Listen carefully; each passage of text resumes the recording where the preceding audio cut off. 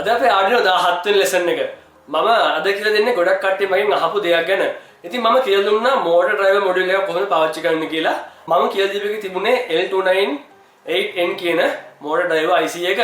ඉතින් ගොඩක් කට්ටිය පාවිච්චි කරනවා මෙන්න මේ motor driver shield එක. ඉතින් ඒගොල්ලෝ පාවිච්චි කරපු කට්ටිය සමහර කට්ටිය හරියට කරලා තිබුණා, සමහර කට්ටියට ප්‍රශ්න වෙලා තිබුණා. ඉතින් මගෙන් අහපු කට්ටිය වැඩි හින්දා මම හිතුවා මේකෙන් වීඩියෝ එකක් කරන්න ඕනේ කියලා. ඉතින් මේකේ ඇත්තටම තියෙන්නේ L293D කියන motor driver IC එක. ඒ වගේම මේක shield එකක් කෙලින්ම Arduino board එකට plug කරන්න පුළුවන්. ඒකින් අපිට මේ අමතර wire ඕනේ වෙන්නේ නැහැ මේක පාවිච්චි කරනකොට. ඒ වගේම විශේෂත්වය වෙන්නේ මේකේ motor 4ක් පාලනය කරන්න පුළුවන් එකපාර.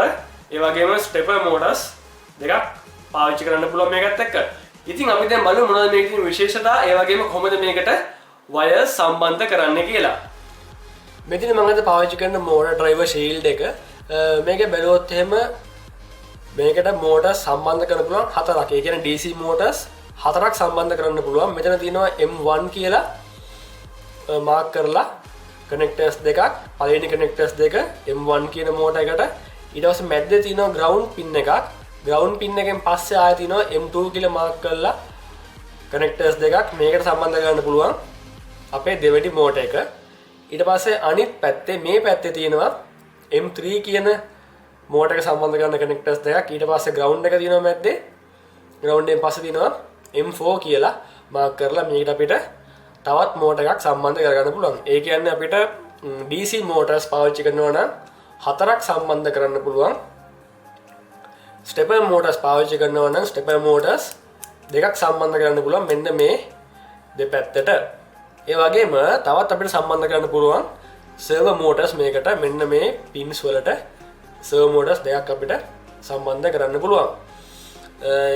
ඒ වගේ මේ board එකට අපිට එළියෙන් power දෙනවා නම් ඒ කියන්නේ අපේ Arduino board එකෙන් ගන්න power එකට අමතරව අපි වෙන power source එකකින් power දෙනවා නම් අපිට මෙන්න මේ connect එක පාවිච්චි කරන්න පුළුවන් external power ලබා දෙන්න. මෙතන මාක් කරලා තියෙනවා මේකේ ground එක මොකද්ද plus pin එක මොකද්ද කියලා. ඉතින් ඒ වගේ බැලුවොත් එහෙනම් මේක පාවිච්චි වෙන්නේ L293D කියන IC එක. ඒ වගේ IC දෙකක් මේක සම්බන්ධ කරලා තියෙනවා දෙපැත්තෙන් මේ motor controlling වලට. මම ඉස්සෙල්ලා ඔයගොල්ලන්ට කියලා දුන්නා L298N කියන motor driver එක motor driver IC එක තියෙන module එක පාවිච්චි කරන්න කොහොමද කියලා. මෙන්න මේ module එක.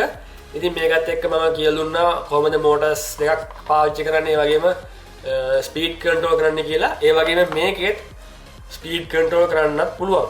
ඉතින් අපි දැන් බලමු මේක කොහොමද සම්බන්ධ කරගන්නේ කියලා. මම දැන් මෝටර්ස් දෙකයි ගත්තේ. ඕන්න අපිට මේකට මෝටර්ස් හතරම සම්බන්ධ කරගන්න පුළුවන්. මම දැන් මේක පෙන්වන්න විතරකින්ද මේ දෙක මම සම්බන්ධ කරගන්න මේ බෝඩ් එකේ M3 සහ M4 කියන කනෙක්ටර්ස් දෙකට.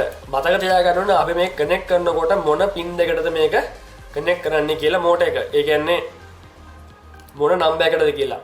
M1ද M2ද M3ද M4ද කියන එක අපි මතක තියාගන්න ඕනේ. මොකද ඒක ප්‍රෝග්‍රෑම් එකේදී අපිට ඕන වෙනවා. ඉතින් මම දැන් මේක මේ විදිහට සම්බන්ධ කරගන්න M3 එකටයි M4 එකටයි.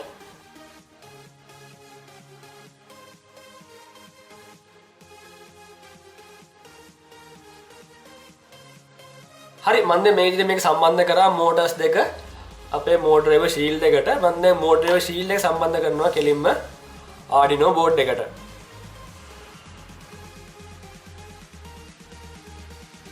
හරි අපි දැන් බලමු මේක කොහොමද program එක ලියන්නේ කියලා. ඉතින් මේකෙත් වෙන වගේම setup කියන function එකයි loop කියන function එකයි තියෙනවා. දැන් අපි මේ පාවිච්චි කරන shield එකේදී motor driver shield එක පාවිච්චි කරනකොට වෙනම library එකක් මේකට අපි පාවිච්චි කරන්න වෙනවා. ඉතින් මේ library එක Adafruit කියන company එකෙන් තමයි develop කරලා තියෙන්නේ. අපේ library එක අපේ Arduino IDE එකට import කරගන්න ඕනේ. අපි ඒකට ඉස්සෙල්ලා මේ library එක අපේ computer එකේ store කරගන්න ඕනේ. අපි ඒකට download කරගන්න ඕනේ library එක. අපි sketch එකට ගිහිල්ලා include library කියන එකෙන් යනවා manage libraries කියන එකට. manage libraries කියන window එකෙන් අපිට ඒ library එක download කරගන්න පුළුවන්. ඉතින් මම දැන් මෙතන search කරනවා Adafruit motor කියලා. හරි එතකොට මෙන්න මෙතන එනවා Adafruit motor shield version 2 library කියලා. ඉතින් මේක මම දැන් install කරලා තියෙනවා. ඔයගොල්ලෝ මේක install කරලා නැත්නම් මෙන්න මෙතනට බටන් එකක් එනවා install කියලා. ඒ බටන් එක ක්ලික් කරලා ඔයගොල්ලෝ මේක install කරගන්න පුළුවන්. මම දැන් මේක close කරනවා. දැන් අපිට මේකේ program එක ඊට පස්සේ ලියන්න පටන් ගන්න පුළුවන්. ඒක install කරගත්තට පස්සේ ඉතින් අපි ඉස්සෙල්ලාම කරන්න ඕනේ මේකට library එක include කරගන්න ඕනේ. මම ලියනවා #include මේ වගේ library include කරන එක මම කියලා දෙලා තියෙනවා ඉස්සෙල්ලා මතක ඇති. මේ library එකේ නම AF motor. ඒ කියන්නේ Adafruit motor .h.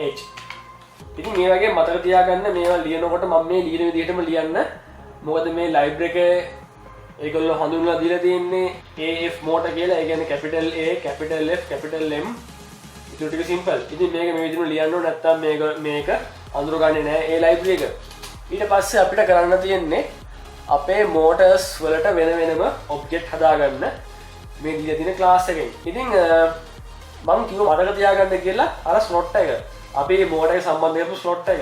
දැන් තමයි අපිට ඒක ඕනේ වෙන්නේ. ඉතින් මම මෙතන දාගන්නවා AF_DC motor. DC motor. මේටින් class එක අපි මේක හදාගන්න object එක අපිට කැමති නමක් දාන්න පුළුවන්. මම දැන් තුන්වෙනි slot එකේ තියෙන motor එකට මම දානවා නිසල් කියලා. නිසල්. ඊට පස්සේ දානවා ඒක කීවෙනි slot එකේද තියෙන්නේ කියලා. මම දානවා 3 කියලා. ඊට පස්සේ semicolon. දැන් මගේ motors දෙකක් තියෙනවා. මම ගිහින් දෙකම හදා ගන්නවා මේ විදිහට objects. මේකට මම දාන්න මොකක්ද දාන්නම මම දාන්න මේකට ලංකා කියලා. ලංකා. ඒක තියෙන්නේ 4 වෙනි slot එකේ. හරි දැන් අපේ motors දෙකටම object දෙක හදාගත්තා. දැන් අපිට පුළුවන් මේකේ වැඩි කරන්න. ඉතින් මම දැන් මේ කියලා දෙන්නේ මේකේ තියෙන මූලිකම function ටික. ඒ කියන්නේ මේකේ තියෙන function ටික තමයි මම කියලා දෙන්නේ. මේකේ මූලික function දෙකයි තියෙන්නේ. ඒක තමයි මේකේ speed එක set කරන function එක. ඉතින් මම ඒක ගැන කියලා දෙන්නම්. අපි ඒක ලියන්නේ මෙහෙමයි. දැන් මගේ පළවෙනි motor එක. ඒ කියන්නේ මේ තුන්වෙනි slot එකට මම සම්බන්ධ වෙන motor එක නිසල් කියන motor එක. මම දැන් කියනවා නිසල් කියන motor එක. නිසල් කියන motor එකේ set speed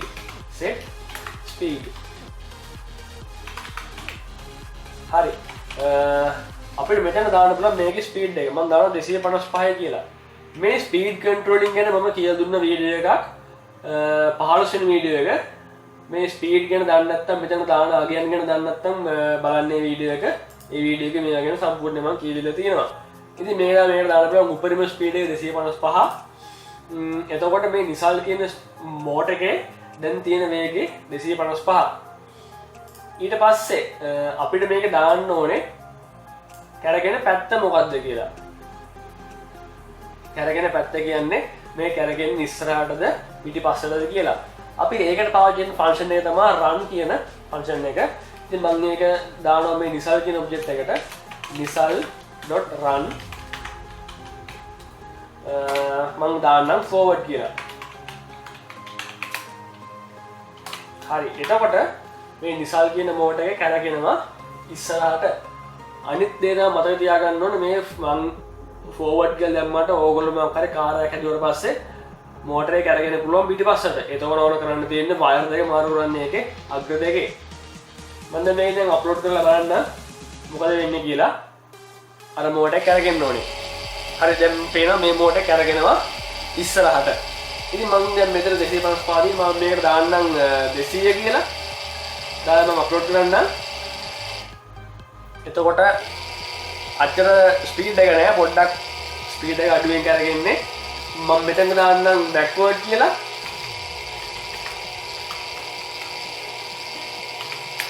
හරි මම බෑක්වර්ඩ් කියලා අප්ලෝඩ් කරන්නම්. එතකොට මේ කරගෙයි අනිත් පැත්තට.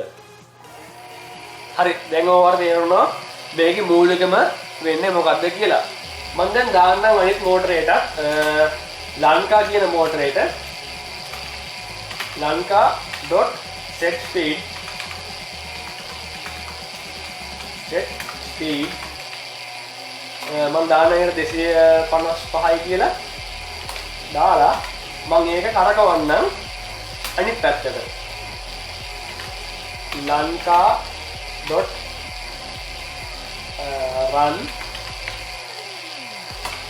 forward. හරි මම දැන් මේකත් අප්ලෝඩ් කරනවා. අප්ලෝඩින්. හරි දැන් පේනවා මේ දෙක දෙපැත්තට කරගෙනවා අපි ප්‍රෝග්‍රෑම් එකේ ලියපු විදිහට. ඉතින් මේක ලූප් එකේම දාන්න ඕන කියන විශේෂයක් නැහැ. අපිට මේකත් දාන්න පුළුවන් ඕනනම් සෙටප් එකේ. එතකොට වෙන්නේ මේක එකපාරක් රන් වෙන එක විතර වෙන්නේ. ආයි රන් වීමක් වෙන්නේ නැහැ. මම දැන් මේක ඕනම ඉතින් ඩිලීට් කරලා දාන්නම්. දැන් මේකෙදි කියලා දෙන්න ඕන ටික තමයි මම දැන් මේ කියලා දුන්නේ. තවත් මේක දාන පැරාමීටර් එකක් තියෙනවා. රිලීස් කියලා මම දැන් ඒකත් කියලා දෙන්නම්. ඉතින් මම ආයි මේක ගන්න ලංකා කියන ගන්නම් පොඩ්ඩක් පල්ලෙහාට. මම ඒ ගන්න ලූප් එකට මේ මම ඒක කට් කරලා ගන්න ලූප් එකට. අර මම මෙතෙන්ට ඩිලේ එකක් දෙන්නම්. ඩිලේ 1000 ඒ කියන්නේ තප්පරයක් ඉන්න කියලා මම කියනවා. ඉස්සරහට කරකි ඊට පස්සේ මම කියනවා lanka.run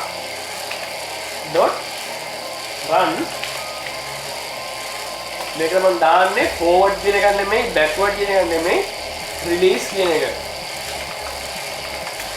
release කියන්නේ මෝටර් එක සම්පූර්ණයෙන්ම නතර වෙන්න කියන එක. ඒ කියන්නේ අපි මේ set speed කියන එක බිඳුව කරා වගේ වැඩක් තමයි මේකෙදි වෙන්නේ. මම දැන් මේකට දානවා delay 1000 කියන්නේ තප්පරයක් මෝටර් එක නතර වෙලා ඉන්නේ කියලා. ඊට පස්සේ මම මේක අප්ලෝඩ් කරන්නම් බෝඩ් එකට. අපි බලමු මොකද වෙන්නේ කියලා. හරි දැන් පේනවාද මේ නිසල් කියන මෝටර් එක දිගටම රන් වෙනවා පිටිපස්සට. ලංකා කියන මෝටර් එක තප්පරයක් ඉස්සරහට කරගෙනවා. ඊට පස්සේ රිලීස් කියන ෆන්ක්ෂන් එකකින් මේක නතර වෙනවා. නතර වෙලා ආයෙත් කරගෙනවා ඉස්සරහට තප්පරයක්. ඉතින් දැන් ඔයගලන්ට මේකෙදි වෙන දේවල් ගැන බේසික් අයිඩියා එක එන්න ඇති. ඒ වගේම මේකේ අපිට ස්පීඩ් එකත් කන්ට්‍රෝල් කරන්න පුළුවන්. ස්පීඩ් එක අපිට වැඩි අගයකින් නම් අඩු අගයකට අරන් ඉන්න පුළුවන්. ඒ වගේම අඩු අගයකින් නම් වැඩි අගයකට අරන් ඉන්න පුළුවන්. ලූප් එකක් දාලා ෆෝර් ලූප් එකක් දාලා මම මේ දේවල් ගැන කියනවා ස්පීඩ් කන්ට්‍රෝලින් වීඩියෝ එකේදී. මම කියන්නේ කොහොමද මේ මෝටර් එක ශීල්ඩ් එකත් එක්ක වැඩ කරන්නේ කියලා. ඉතින් ඔයා රෝ එකක් හදනවා නම් ඒ වගේ මොන හරි කායක් හදනවා නම් ඔයාලට මේකත් පාවිච්චි කරන්න පුළුවන්. මම ඉස්සෙල්ලා කියලා දීපු මොඩියුල් එක වගේම. ඉතින් මේක try කරලා බලන්න. ගත්ත කට්ටියගේ ප්‍රශ්න විසඳෙන්න ඇති කියලා මම හිතනවා.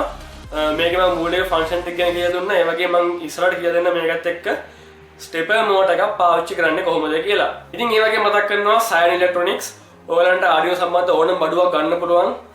සයන් ඉලෙක්ට්‍රොනික්ස් එකෙන් ඒක තියෙන්නේ මලබේ ස්විට් කැම්පස් එක ගාව. ඒ වගේම මොරටුව කැම්පස් එක ගාවත් ඒගොල්ලන්ගේ ස්ටෝර් එකක් තියෙනවා. ඕගලන්ට ඒගොල්ලන්ගේ සයිට් එකෙන් මේ ගැන වැඩි විස්තර බලා ගන්න පුළුවන්. හැම දෙයකම ප්‍රයිස් දාලා තියෙනවා.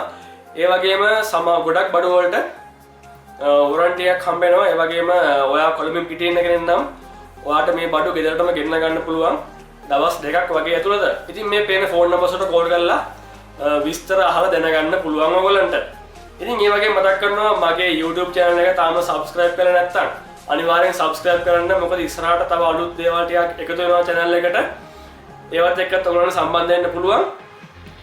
ඒ වගේ මගේ Facebook page එක නිසල් හේ like කරලා set වෙන්න page එකත් එක්ක එතන මගේ අලුත් updates ඔයගොල්ලන්ට බලා ගන්න පුළුවන්. ඉතින් මම දැන් මේ වීඩියෝ මෙතන නතර කරනවා. ඊළඟ වීඩියෝ එකකට තරම් ඉක්මනට එන්නම්. ඉතින් මතක් කරනවා ආයි පාරක් මම subscribe කරලා නැත්නම් subscribe කරන්න. ඒ වගේ මොනවාරි ප්‍රශ්න තියෙනවා නම් මේ වීඩියෝ එක සම්බන්ධව පල්ලා කමෙන්ට් සෙක්ෂන් එකේ දාන්න කමෙන්ට් එකක්. ඒ වගේම තව කෙනෙක් දාපු කමෙන්ට් එකට උත්තරයක් ගන්නවා නම් ප්‍රශ්නෙට උත්තර ගන්නවා නම් අනිවාර්යෙන් රිප්ලයි එකක් දාලා යන්න. ඒ වගේම වීඩියෝ එක බලලා ෂෙයා කරන්න ඔයගලන්ගේ යාළුවන්ට බලන්න පුළුවන් ඉන්න. එහෙනම් මම ගිහින් එන්න. ලයික් කරන්න වීඩියෝ එකට. හැමෝටම සුබ දවසක්.